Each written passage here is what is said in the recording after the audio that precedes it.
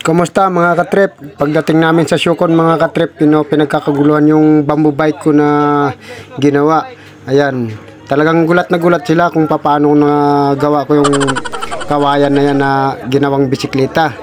Ayan o, pinagkakaguluhan nila. Talagang tuwang-tuwa sila manood sa bamboo bike na yan mga katrip. Talagang nagtatanong talaga sila sa akin kung saan ko raw binili yan. Sabi ko hindi ko po binili yan. Sabi ko gawa ko lang po yan, sariling gawa ko lang. Kaya mga katrip sana po masuportahan niyo po ako. Kung nagustuhan niyo po itong video na ito, maraming salamat po sa mga sumusuporta sa akin. Thank you so much po sa inyong lahat. Oh my God! Wow!